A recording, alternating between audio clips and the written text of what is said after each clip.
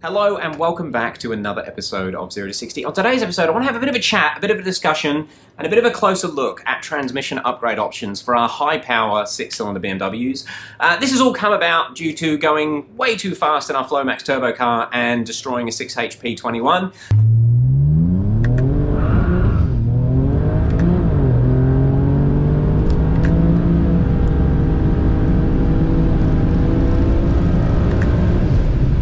Which should have been rated for around 400 newton meters, 450 newton meters, and we were running it at somewhere between 600 and 700 newton meters when it decided this is too much power. But the general consensus is go to the big boy gearbox, go to the 6-cylinder diesel gearbox if you're going to be swapping in something into a 6-cylinder turbo petrol motor. These two boxes here, this one is the 6-cylinder diesel and this one is the 6-cylinder petrol style box. The codes for them, depending on the generation of the F-Series, we've got the 8HP 45/ or the 50, or the 8HP 70/75 is the big one. I want to play a little clip to get your minds thinking and also sort of quiz you guys. This car that I'm going to show you is from Cop Performance. The thing is rapid. It must be up around the 850 horsepower because it's doing a 100 to 200 in 4.2 seconds. It's pretty mega. Have a listen to the way it shifts and please closely pay attention to the way it grabs the next gear and comment below if you think it's the little box or the big boy box that happens to be in that car, keeping in mind it is an unmodified box. Have a look at the clip and let me know your thoughts below on which box it is.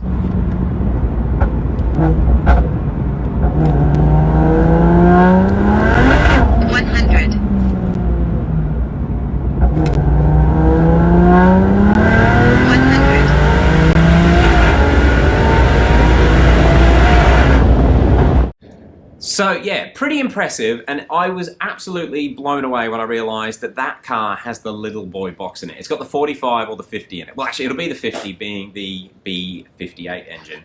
But yeah, huge turbo, a G35 1050 running, obviously a lot of boost. The thing's going to be making a lot of torque, and the factory unmodified hardware seems to be doing the job. We don't know how long it's going to do the job, but coming from the 6HP 21 world, which is that box's predecessor, I was kind of shocked because I've never seen a stock hardware 6HP 21 go that fast, and definitely not shift like that and bite into the next gear with so much power. They do exist, but they all seem to be built ZF6s. Now, it sort of got me thinking, because if you've been following along, we definitely destroyed that gearbox that's in our Flowmax car, and we did it at basically one step off the base map. So we weren't even really scratching the surface with the power potential that we could make with those Flowmaxes.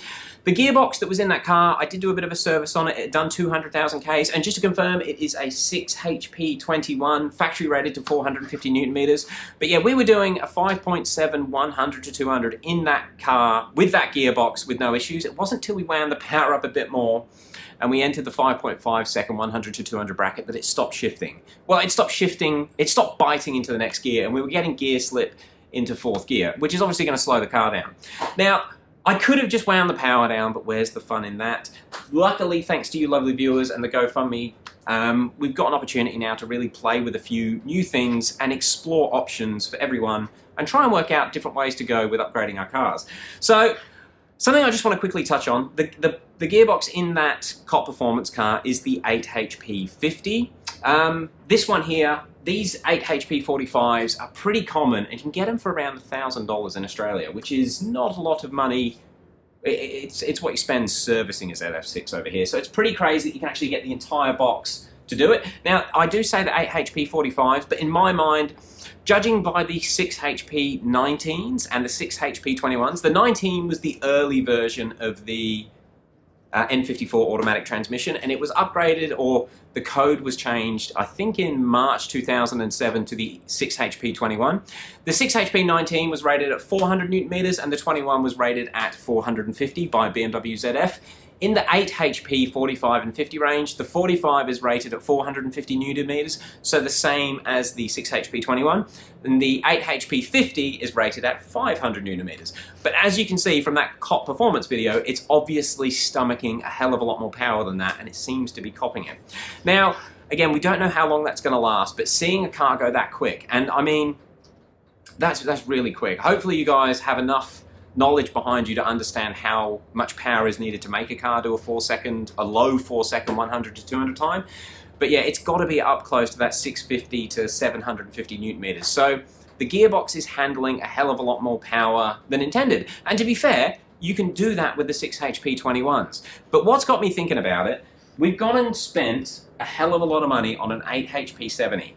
These things, well actually, and just so that you know, we're using a turbo-lamic controller to control this car in the N54. That does give us a few other little, not only features, but benefits over using the standard TCU.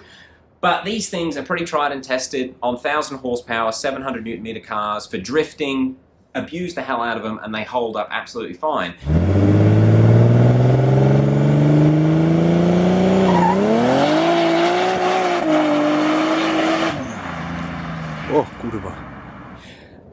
But I kind of feel like most N54 users, they're not making that much power and they don't need to abuse them quite as aggressively as I hope to.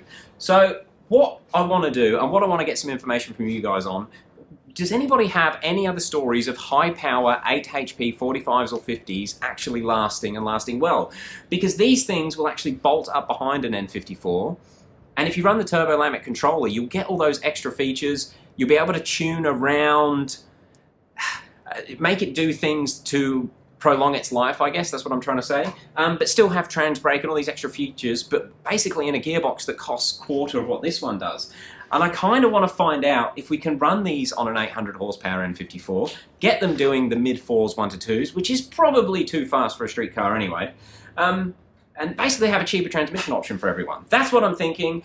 But what I've really struggled with, until I saw the COP Performance car, I personally haven't seen many fast N50, well, there's no fast N55s, is there? But I haven't seen many fast F-Series cars using the 8 HPs and lasting. I can't find any information on it, and that's why I've done this video, because I want to try and build up a bit of an information base in the comment section if anyone's got some good results. I have seen quite a few fast X-Drive cars, and I say fast, but they're doing fast 0 to 100 times and fast quarter miles, mainly because of how fast the X-Drive gets off the line, but they're not doing like your low 4-second 100s 2s. So they're not making the power of that COP Performance car, that 800 plus horsepower. So if anyone's got any information on cars that have actually held up, I know the Supras run the 8 HP 50s, but I also know that tuning them was a bit of an issue. I've watched a few of the sort of builds on the fast drag Supras, and there seemed to be a lot of issues with tuning the transmissions to not pull torque on the shifts, and it was the factory transmissions pulling torque that seemed to hold them back down the quarter mile. On the same note, I do know that there are companies that are already doing upgrades for the internals on the 8 HP 45 and 50s, but to me they're just changing frictions, really.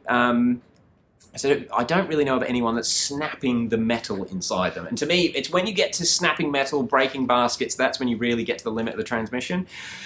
So yeah, I'm sort of, I kind of want to, I won't do it in the Flowmax car. The GoFundMe, we will go to the plan of the GoFundMe with the 8 HP 70, but I'm starting to think it might be over-engineered for most people's application, and I want to experiment and see if we can find a cheaper option. So let me know in comments below. While we've got them here, we have two pretty cool gearboxes. So these are, as I said at the start, I've made them, actually, I'll make them straight so that there's a bit better comparison. Because from here, it almost looks like the 70 is shorter. In fact, I got a tape measure for this exact reason. Let's just measure them quickly. Because, are they shorter? Now I'm going to measure no, I'll try and measure straight. So if we look at that, the 8 HP 45 to the end of the yoke measures about 670 mil, where the 8 HP, wow, it's shorter. So the 8 HP 70, the diesel box, is about 10 millimeters shorter to the back of the yoke here, or whatever it's called. That's interesting. So why is the bigger box shorter? If anybody knows, let me know in the comments below. That's something I wasn't expecting. Keep in mind that when we do fit these to the M54s, we do add a spacer plate, which is probably about 10 mil, an adapter plate for the different transmission. And I guess it would then make it the same length as that one. That's, actually, let me just, so the big difference, and the angled lens on the GoPro is probably not going to pick it up, but this top section of the box here, this section, try and get some light on there, where the actual drum and all the gears are, and the way that these work, you've got to remember, these have 9 gear ratios in them, 8 forward, 1 reverse, and it's all sort of in this little section here, which is incredible that they managed to get so many ratios in such a small spot. But they have gears inside gears and then a drum that goes over everything. So there's a lot going on in this section, and obviously the casing is going to limit the size of the clutch packs, and the clutch packs ultimately are what hold the power, or what have to handle the power to transfer it from the engine to the tail shaft. So this sort of center section here is so much smaller on the 45 versus the 70. And it was, yeah, again, I cannot believe how big that box is. It's freaking huge. I'm just going to throw a tape measure, sort of, this is not going to be the best way to measure it. So it's about 180 mil from that section. You can't really get to the bottom of that. Where this box is measuring it across is about 200 mil. So the actual drum size, using a pretty poor way of measuring it, is about 10% bigger on the 8HP70. And I guess the bigger drum size is going to give it more clutch surface area, stronger bits of metal to hold it all together as well. It is just a monster. So again, anyway, back to it. Point of the video. I kind of want to see if the N54 guys can make use of these transmissions with an aftermarket controller. I'm still trying to work out if we can make it work in an N54 with without using an aftermarket controller. I think I can, but until I can find somebody's car that's willing to take the risk and have a transmission, I can't actually do it. I did get this one really, really cheap. This was only $700, which is why I managed to pick it up. And if I did have an N54, or depending on what happens with the Flomax car, I might have a crack at doing it if I can't find somebody to let me hack their car up in the meantime. But with the Turbo Lamet controller, you do get a lot of advantages, and maybe this is going to be an option that's a little bit cheaper and still a much better box than a 6HP21. Something I haven't actually mentioned in this video, there are plenty of other gearbox options around there. I've got a Power Glide that was in our single turbo M54, and they work. They hold the power, they never slip, they never let you down, but it's just old school. And after going through the DCT swap in my 17T car, I really like the way the DCT shift, and I've driven quite a few 8HP cars, and they are pretty damn close to DCT. As close as makes no difference. And then when you can add features like a trans brake and repetitively launch them, I've kind of fallen for them. I really, really do like them. Now, I was starting to say before, you can put a 6HP28 behind a N54. Those gearboxes were in the E60 5 Series diesels, and again, they hold a similar sort of power to this box here, so big boy power, but they still shift like a 6HP. You've still only got your 6 gears, you don't get your trans brake features, you don't get your digital clutch, which you get when you use a Lamet controller with these things. It's got this swap is going to be amazing. It's just really expensive for guys in Australia. If we can do it on that platform, it just makes it a hell of a lot cheaper. That's what I want to find out, so yeah. Let me know if you've broken an 8HP45 or an 8HP50. Just something else I do need to add to a little bit of the knowledge base. The bell housing on the 8HP50 is different for the B series engines, the B58. It's only the 8HP45 that will bolt up to a N54. Keep that in mind if you happen to go and buy a load of gearboxes on the weekend. All right, I'm going to end it off there.